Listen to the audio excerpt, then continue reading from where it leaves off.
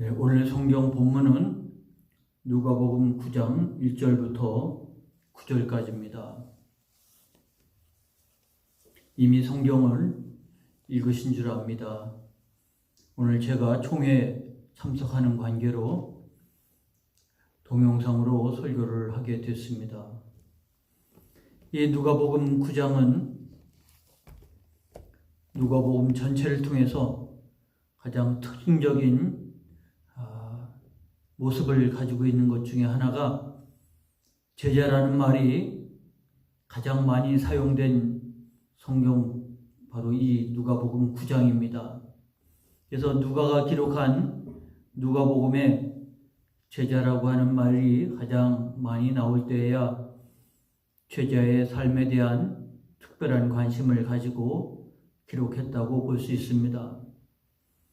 그래서 오늘 본문을 보니까 예수님께서 제자들을 사역 현장으로 보내시는 내용으로부터 시작을 해서 맨 마지막에는 62절에 손에 쟁기를 잡고 뒤를 돌아보는 자는 하나님의 나라에 합당하지 아니하니라 이렇게 마치는 내용을 봐서라도 제자의 삶을 특별하게 강조하고 있고 중점적으로 드러내는 본문이라고 할 수 있겠습니다. 근데 오늘 본문 속에서 예수님께서는 제자들을 사역의 현장으로 보내시는 모습을 보게 됩니다. 우리가 그동안 알고 있는 제자들은 아직도 부족하고 연약한 자들이요, 그리고 허물이 많은 자들이요, 아직 성숙되지 않은 자들인데도 불구하고 예수님께서 그들을 사역의 현장으로 보내시는 모습을 보게 됩니다. 계속 예수님을 지켜보고 구경만 하는 제자가 아니라 실제 예수님을 대신해서 사역의 자리에 나가는 제자라고 하면 우리는 생각할 때 아직 미숙하고 준비되지 않은 자, 좀 더 훈련하고 좀 더 교육을 받고 좀 더 성숙된 후라야 될 것 같은 생각이 듭니다. 실제 이후로도 제자들은 부족과 허물의 모습을 많이 보여주고 있기 때문에 더 그런 생각을 갖게 됩니다. 그러나 바로 이 부족함에도 불구하고 예수님은 이 제자들을 보내십니다. 어쩌면 앞으로 제자들의 사역을 위해서 준비 과정일 수도 있고 훈련의 과정도 될 수도 있겠지만 아니요, 지금 예수님을 대신해서 제자들이 보냄을 받게 되는 겁니다. 그들에게 맡긴 일은 바로 모든 귀신을 제어하며 병 고치는 능력과 권위를 주시고 하나님의 나라를 전파하며 앓는 자를 고치게 하려고 내보내시며 이렇게 기록되고 있습니다. 이것은 예수님께서 지금까지 해오신 일을 제자들에게 맡기신 것이라고 보여집니다. 제일 먼저는 하나님의 나라를 전파하는 것이라고 했으니 예수님도 그렇고 세례 요한도 그렇고 회개하라 하나님 나라가 가까웠다 이렇게 외쳤던 메시지가 지금 제자들에게 증거되는 것입니다. 하나님의 나라가 가까웠다. 그것은 바로 예수 그리스도께서 이 땅에 오셨다고 하는 사실에 기인한 것이죠. 그러므로 그들은 예수님을 증언하고 예수님을 통해서 하나님 나라를 증거하는 사역으로 이와 같이 보냄을 받게 된 것이고, 두 번째는 귀신을 쫓아내고 병을 고치는 일을 위해서 그들에게 능력과 권위를 주셨다 하고 말씀하고 있습니다. 제자들에게 주어진 이 두 가지 사역은 우리도 마찬가지입니다. 우리 아직 부족하고 아직 교육을 받아야 되고 더 훈련을 받아야 된다고 생각할 수밖에 없는 우리, 나는 아직 이 일을 하기에는 부족하다고 생각할지 모르지만 주님이 우리를 제자로 부를 때에는 제자로서 이 사명, 이 사역을 위해서 우리를 부르셨다고 하는 사실은 명확한 겁니다. 그런데 불구하고 내가 뭘 알아서 이와 같이 증거할 수 있을까? 그러나 그것은 우리의 생각입니다. 우리를 보내실 때에는 주님은 우리에게 능력과 권위를 주셨다고 말씀하고 있습니다. 이것은 예수님께서 이어지는 말씀처럼 이르시되 여행을 위하여 아무것도 가지지 말라. 지팡이나 배낭이나 양식이나 돈이나 두 벌 옷을 가지지 말며 어느 집에 들어가든지 거기서 머물다가 거기서 떠나라. 이를 위해서 잘 효과적인 사역을 이루기 위해서는 많은 준비를 해야 되는데 아무런 준비도 하지 말라. 아마 제자들에게 있어서 이것은 굉장히 불안한 요소이고 불안한 그런 상황일 것입니다. 뭔가 준비하고 가면 그래도 의지할 게 있고 편안할 게 있는데 아무것도 준비하지 말고 아무것도 가지지 말고 하나님께서 그들을 보내셨다고 하는 사실이 좀 특별하지 않습니까?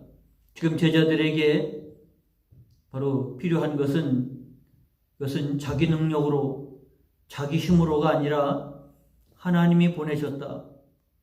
하나님께서 이 일을 이룰 수 있도록 능력과 그리고 권위를 주셨다고 하는 사실을 더 붙잡을 수 있도록, 그래서 의지할 게 아무것도 없는 거죠. 지팡이도 없죠. 주머니에 텅텅 비었죠.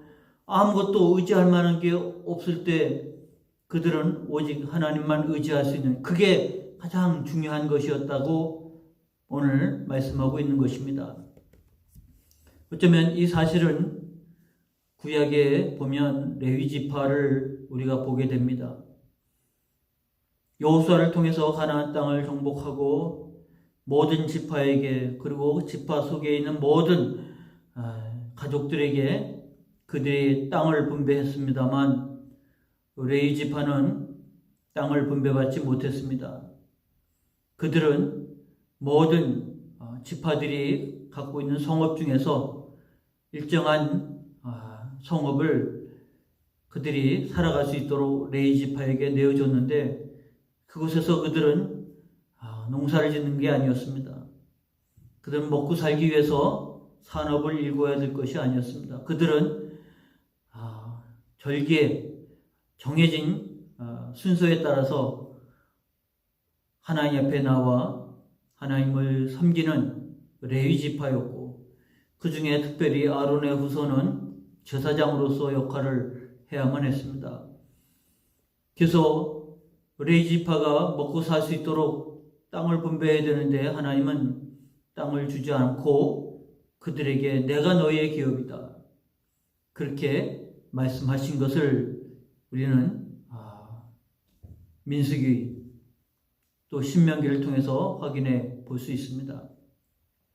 그래서 하나님께서 레위 지파에게 이와 같이 땅을 분배하지 않고 그들은 오직 하나님만을 섬기면서 생활하도록, 그래서 모든 지파의 모든 백성들이 하나님을 섬기기 위해서 제물을 드리고 11조를 드리면 거기서 레위 지파의 몫이 돌아가게 되고요. 레위 지파가 10의 1조를 낸 것이 바로 제사장의 몫으로 들어가게 되어 있습니다. 그래서 하나님이 나의 기업이다, 바로 이러한 신앙 고백 속에서 또 그런 신앙 속에서 살도록 되어진 게 레위 지파입니다. 레위 지파는 산업이 없습니다. 기업이 없습니다. 우리가 이 레위 지파의 고백들을 많이 보게 되는데 그 중에 예레미야 애가 3장을 보면 예레미야가 예루살렘에 멸망하고 난 이후에 애가 슬픈 노래를 지었습니다. 근데 이 애가 3장 24절에 이렇게 예레미야가 고백하는 내용을 보게 됩니다. 내 심령에 이르기를 여호와는 나의 기업이시니 그러므로 내가 그를 바라리라 하도다.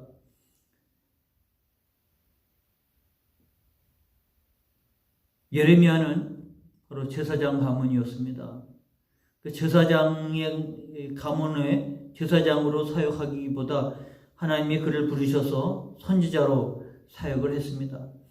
그럼에도 불구하고 바로 예레미야도 제사장과 마찬가지로 산업이 없었습니다. 이것이 예루살렘이 다 멸망하고 그야말로 이제는 황폐해진 상황 속에서도 하나님께서 그에게 은혜를 베푸시고 필요를 공급하신 것들을 경험하면서 맞습니다. 자기 신령에 이르기를 여호와는 나의 기업이시니 그러므로 내가 그를 바라리이다. 예루살렘의 멸망 그리고 아무것도 없는 상황 속에서 예레미야는 이 신앙을 바로 자신의 기업을 깨닫게 되는 겁니다. 바로 여호와가 나의 기업이라. 그러면서 이렇게 권면을 합니다. 기다리는 자들에게나 구하는 영혼들에게 여호와는 선하시도다. 사람이 여호와의 구원을 바라고 잠잠히 기다림이 좋도다. 이것은 모든 것들이 다 갖춰지고 형통했던 예레미야가 하는 말이 아니라 가장 절망스러운 순간 속에 그가 의지할 것은 오직 하나님밖에 없다는 것을 새삼 깨닫게 되어질 때 이런 권면을 한 겁니다. 그래서 사람이 여호와의 구원을 바라고 잠잠히 기다림이 좋도다. 이게 레위 지파의 신앙이었습니다.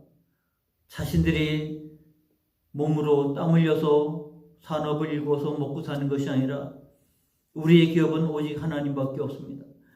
위기가 오고 그리고 절망의 순간에 이르렀을 때 더 그 사실을 절감하게 되는 것입니다. 지금 제자들에게 이 일을 맡기면서 제자들이 아무것도 준비하지 않고 나아갔는데 그것이 그들에게 불안 요인이기도 했지만 하나님만 전적으로 의지하는, 전적으로 하나님을 신뢰할 수밖에 없는 요인이 될 수밖에 없었고, 그것이 예수님께서 그들에게 이 일을 맡기면서 요구하신 것이었다고 하면 이것은 그들의 성공 요인이 될 수 있습니다. 하나님 나라를 전파할 뿐만 아니라 귀신을 제어하고 병 고치는 능력을 그들에게 주었다고 그러는데 이것은 어쩌면 그 시대에 가장 절실한 필요요 요구라고 말할 수 있습니다. 왜냐하면 그 시대는 병 고침 받아야 될 그런 절박한 상황들이 너무 많이 있었고요. 병에 걸리면 해결할, 치유할 곳이 없었기 때문에 이 어려운 시대에 그들은 바로 이 치유의 소식을 듣고 예수님에게 달려온 것처럼 그들에게는 가장 절박한 문제였습니다. 귀신 들린 자를 쫓아내는 문제도 그 시대에 그 사람들에게서 가장 절박한 문제죠. 지금도 우리가 종종 제가 선교 편지를 여러분들에게 소개하는 것처럼 필리핀이나 또 인도나 우리의 선교지에서는 가장 절박한 것들은 바로 이런 문제이기도 하지만 먹고 사는 문제, 양식이 없어서 당장 내일 먹고 살 일이 없어서 굶어가고 있다고 하는 사실은 그들의 필요입니다. 제자들에게 그 필요를 채우라고 말씀하고 있어요. 이제 다음 주에 우리가 볼 10절부터 바로 예수님께서 베스다에서 오병이어의 기적을 일으키는 모습을 보게 됩니다. 잠시 살피면 제자들에게 너희가 먹을 것을 주라 하지 않습니까? 제자들이 해야 할 일은 바로 필요를 채우는 일입니다. 이거는 시대마다 다르고 지역마다 필요가 다 다르기 때문에 지금 병 고치는 것은 그 시대에 가장 필요한 일들이었고 지금의 선교지에서 가장 필요한 것들은 먹고 사는 양식, 빵이 될 수도 있습니다. 복음과 더불어 빵이 구제가 필요한 것이죠. 그러나 지금 대한민국 한국에서는 빵보다 더 필요한 게 분명히 있지요. 어쩌면 우리에게 필요한 바로 그 일들을 교회가 해줘야 하는데 바로 하나님 나라의 복음을 전할 뿐만 아니라 그들의 영혼의 갈급함, 그들의 가난한 심령을 채울 수 있는 생명력 있는 교회의 모습, 그리고 그들이 정말 메마른 이 시대에, 목마른 이 시대에 그들이 정말 하나님의 사랑과 하나님의 은혜와 살아계신 하나님의 이와 같이 만져주심이 필요할 때 교회를 통해서 그 일을 이루어야 한다 하는 것입니다. 우리는 그런 필요를 채울 수 있는 교회가 되어야 한다는 것을 오늘 본문을 통해서 알게 되고 배우게 되는 것이죠. 그런데 이런 제자들의 사역이 어떤 결과를 낳았는지 오늘 본문 속에서는 알 수 없습니다. 제자들이 나가 각 마을에 두루 다니며 곳곳에 복음을 전하며 병을 고치더라. 예수님께서 맡겨주신 사역을 제자들이 다 감당을 그대로 했습니다. 결과가 어떤지는 안 나와 있죠. 그 다음에 나온 본문이 분봉왕 헤롯의 얘기가 나옵니다. 예수님 태어날 때 베들레헴 근처의 모든 유아를 다 살해했던 헤롯 대왕의 아들이 바로 분봉왕 헤롯입니다. 그래서 헤롯 대왕의 아들들이 그 전체를 몇 지역으로 나눠서 통치를 했는데 바로 분봉왕 헤롯은 북쪽 갈릴리 지역을 통치하는, 그래서 예수님이 계셨던 바로 그 지역을 통치했던 사람이 바로 분봉왕 헤롯입니다. 헤롯 안디바라고 하는 사람인데, 제자들이 곳곳에서 마치 하나님 나라를 전하고 복음을 전하고 병을 고치는 일들이 어떤 결과를 낳는지 이게 왕의 귀에 들렸다는 말입니다. 자기가 다스리고 있는, 통치하고 있는 그 북쪽의 마을 속에서 일어나는 일들이 어떻게 큰 역할을 이루었는지, 그야말로 태풍과 같은, 그야말로 모든 지역을 떠들썩하게 만드는 놀라운 일들을 이루었고, 이것이 분봉왕 헤롯의 귀에 들린 겁니다. 그래서 어떤 사람은 요한이 죽은 자 가운데서 살아났다고도 하며, 어떤 사람은 엘리야가 나타났다고도 하며, 어떤 사람은 옛 선지자 한 사람이 다시 살아났다고도 하며, 하여튼 그 시대를 발칵 뒤집어 놨다고 하는 것을 보면 제자들의 사역이 굉장히 성공적이었다는 것을 알 수 있습니다. 근데 이것을 들은 헤롯이 호기심이 생긴 거죠. 또 한편으로는 두려움이 생긴 겁니다. 여기 나와 있는 엘리야라고 하는 사람, 세례 요한이라고 하는 사람들은 다 그 당시 통치자들을 두렵게 한 사람입니다. 왜냐하면 세례 요한이 두려워, 바로 이 당사자인 분봉왕 헤롯 안디바가 세례 요한을 죽이지 않았습니까? 엘리야, 그 시대는 바로 북왕국, 남북으로 나눠진 북왕국의 가장 영적 타락이 심했던 아합 왕의 시대 아닙니까? 아합은 바로 이 엘리야로 인해서 골머리를 앓았고, 어떻게든지 아합을 죽이려고 현상금을 내걸 만큼 통치자들에게 있어서 아주 불안한 존재가 엘리야였고 세례 요한이었다고 말할 수 있고, 모든 선지자의 존재가 그렇습니다. 그러므로 헤롯은 바로 이 예수님의 소문, 예수님이 제자들이 일으킨 이 소문으로 인해서 도대체 이 사람이 누군가, 세례 요한이라고도 하고 엘리야라고도 하고 옛 선지자 한 사람이라고 하는 이 사람은 누구인가 관심을 갖는 기회가 됐습니다. 이것은 우리가 앞으로 18절에서 보게 됩니다만, 사람들이 나를 누구라 하느냐, 너희는 나를 누구라 하느냐, 바로 이와 같이 예수님이 누구냐라고 하는 질문을 일으키는 하나의 요인이 됐다고 하는 것을 보게 됩니다. 그러므로 오늘 본문만 보면 예수님을 따르는 제자와 예수님의 존재가 두려운 헤롯, 오늘 우리들의 삶은 둘 중에 하나라는 것을 분명히 알아야 할 것입니다. 예수님이 보냄을 받은, 그래서 하나님 나라를 전하고 그리고 주께서 맡겨진 이 시대의 필요를 채우는 이 사역을 맡겨진, 그래서 필리핀에서는 필요가 먹을 것을 공급해야 되고, 인도에서도 다를 바 없고, 그러나 대한민국에서는 좀 다른 방법이 되어야 되겠죠. 살아계신 하나님을 만나도록, 그리고 하나님의 사랑과 은혜를 경험하도록 그들의 필요를 채우는 일에 오늘 우리들이, 교회가 또 제자인 여러분들이 해야 할 일들일 것입니다. 그러나 분명한 것은 제자로 사느냐 아니면 예수로 인해서 두려움에 빠지느냐, 예수가 누구냐, 이 사람이 누군가 그렇게 사느냐, 둘 중에 하나라고 보여집니다. 이것은 선택이 아니고 선택의 여지는 없습니다. 우리에게 다가오시고 우리에게 말씀하실 때 우리는 부름에 응답하면 구원에 이를 뿐만 아니라 우리로 하여금 제자의 삶이요 그리고 보냄을 받은 자의 사역에 이르도록 주께서 인도해 주시는데 그 속에서 하나님께서 능력과 권위를 주시는 하나님 예수 그리스도와 동행하는 은혜의 삶을 살아가게 되는 것입니다. 그러므로 우리는 이 본문을 통해서 부름받은 제자의 삶을 살아야 한다는 것은 두말할 필요가 없습니다. 그럼에도 불구하고 나는 제자로서 아직도 부족하고 나는 아직도 모자라고 나는 아직도 더 기다려야 된다고 하면 얼마나 더 기다려야 되겠습니까?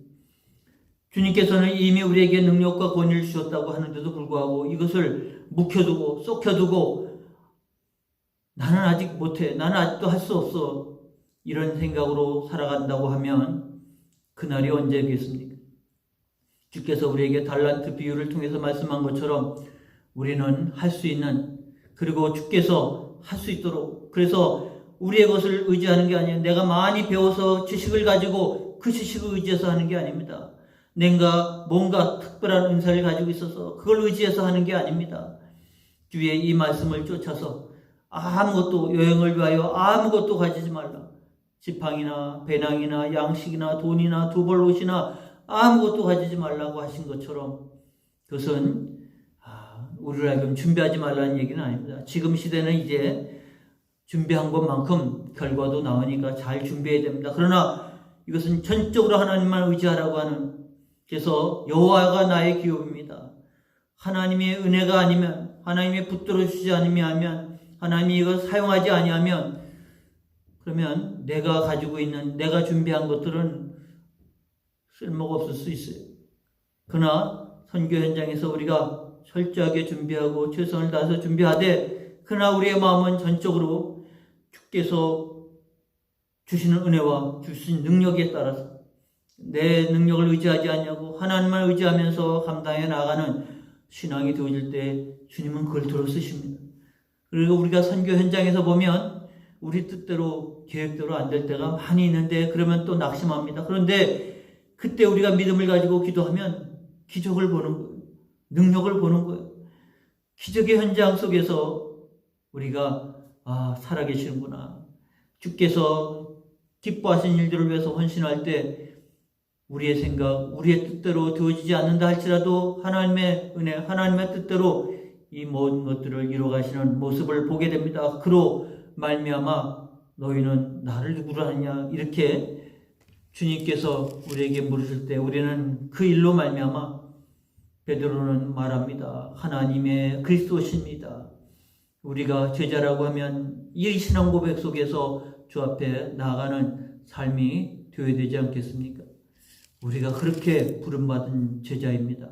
그렇게 능력을 받은 자입니다. 세상 끝날까지 동행하시겠다고 약속하신 바로 그런 부름받은 제자라고 하는 사실을 여러분 기억하신다고 하면 하나님 나 같은 죄인 살리신 그리고 나 같은 자에게 맡기신 이 은혜가 얼마나 크고 놀라운지 그런데 나는 입이 뻣뻣하고 둔하고 생각도 미치지 못하고 많이 배우지도 못하고 교육도 안 되고 그런데 주께서 쓰시겠다고 하면 되는 겁니다. 이루어지는 겁니다. 그것을 바탕으로 해서 주께서 우리에게 준비시키는 대로 훈련된 대로 더 많은 것들을 준비해서 더 귀한 큰 사역에 나아갈 수 있는 기회는 얼마든지 있습니다만 그러나 중요한 것은 지금 나는 준비되지 않았다고 생각할 것이 아닙니다. 주님은 아직 준비되지 않았을 것 같은 제자들이지만 그들과 함께 하시고 그들을 보내셨습니다. 근데 그 미숙한 제자들 통해서 온 갈릴리가 덜썩거렸고 헤롯 왕에게 귀에까지 들려서 도대체 이 사람은 누구인가? 적어도 이 사람은 누구인가? 그렇게 관심을 불러일으키는 자리까지 나가게 했다고 하는 것이고 많은 사람들이 복음을 들었고 필요를 체험받았고 하나님의 은혜 앞에 나아가는 일들은 우리가 본문 속에서 충분히 예상할 수 있는 부분이기도 합니다. 오늘 이 시대에 개전교회 부름을 받은 오늘 우리가 제자로서 부름 받았고 또 보냄을 받는다고 하는 사실을 언제나 잊지 말아야 합니다. 우리 가정에 그리고 내가 있는 이 마을에 보냄을 받은 자입니다. 그때 우리는 여호와가 나의 기업이십니다. 아무것도 없고 다 잃어버린 그 순간에 하나님만 의지해야지. 그게 신앙입니다. 그게 제자입니다. 그게 하나님 기뻐하신 길입니다. 그런 말미암아 하나님의 이 은혜의 자리에 나가는 제자의 삶이 되어지는 여러분 되시기를 주의 이름으로 축원합니다. 기도하겠습니다. 하나님 아버지, 오늘 이렇게 영상으로 설교를 전하고 또 듣습니다. 주께서 주신 말씀을 새기면서 우리가 제자의 삶을 살 것인가, 예수를 따르며 예수를 전하는 자의 삶을 살 것인가, 아니면 예수를 인해서 두려움에 빠지고 도대체 누군가 혼란스러운 그런 백성들 가운데 있을 것인가. 선택의 여지가 없습니다. 믿고 응답하는 저희가 되게 하시고, 응답할 뿐만 아니라 우리의 삶은 보냄을 받은 자의 삶이라는 것을 기억하며 우리의 미숙하고 연약함 속에서도 감당할 수 있도록 은혜와 능력을 주었고, 우리가 순종할 때 주께서 그걸 사용하여 주심으로 인하여 놀라운 주일들이 일어나는 것임을 압니다. 주님, 참으로 그 사회가 들썩였고 뒤집어졌던 것처럼 우리 개전교회 사랑하는 성도들로 말미암아 이 거룩한 역사가 나타날 수 있게 하여 주시옵시며, 아버지, 이 땅에 놀라운 주일들이 일어나는 개전교회요 그리고 부름받은 제자의 삶이 될 수 있도록 역사해 주시옵소서. 주여, 오늘도 남은 과정 속에 함께해 주옵시고 주께 영광을 돌리며 더 귀한 사명을 감당하는 우리 개전교회 모든 성도들 되게 하옵소서. 예수님의 이름으로 기도하옵나이다. 아멘.